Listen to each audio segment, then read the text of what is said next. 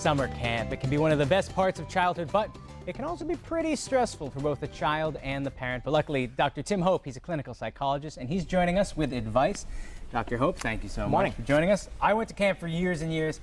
I loved it. Now, what do kids and parents especially need to know when considering camp? Sure, so you need to be thinking about why is it you're thinking about camp in the first place. It might be introduced by your child, it might be introduced by you. Maybe you had some good memories of camp when you were a kid too. And so thinking about what would the goal be? Because summer can be a really wide expanse of time that you really need to fill in some time for your kids. And so why not make it productive? Why not make it a growth producing kind of experience for them?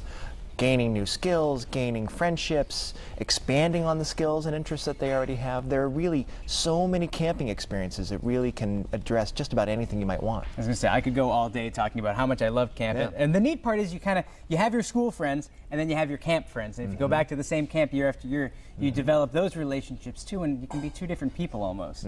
But some of the points you were making earlier, it shows you a lot about diversity, and you can learn a lot about other people, but at the same time you can figure out who you really are too. That's right. And so camps go, again, from a day camp kind of experience that's very local to a sleepaway camp that you might go for a month or 6 weeks or even 2 months.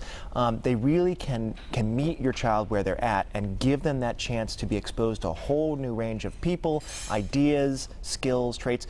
Your child will be doing things that you never imagined that it was possible for them to do. Well, because it does create that independence too. I remember I needed to learn, to fold my clothes at a much earlier age, to remember to brush my teeth and learn how to share space with other people because you have a bunch of kids in the bathroom or all those kind of things. So it really helps develop you and I think mature you at an earlier age.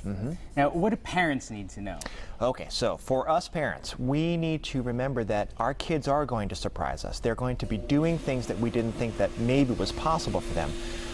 And on the other hand, we want to be listening to our kids. And so if this is being initiated by your child, fantastic. Meet them where they're at, help carry them forward. If you think camp is a really great idea, but your child is a little wary about it, well then maybe you need to dial things back a little bit and think about something more local, like a day camp experience first. Now, unfortunately, Dr. Hope, we're running out of time, but I think if anything, it's all about that communication. You need to keep your communication with your kids open and going.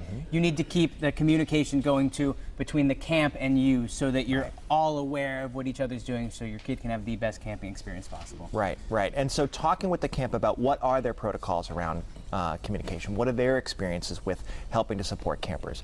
They might be encouraging the campers to write letters, so write letters to your child so that they can get a letter from you. I should have done that too. Unfortunately, we're out of time. I should have wrote my mom a bunch more letters. She always went to the mailbox every day to check, so Mom, I'm sorry I didn't write you as many letters as I could. Dr. Hope, thanks for joining us. Later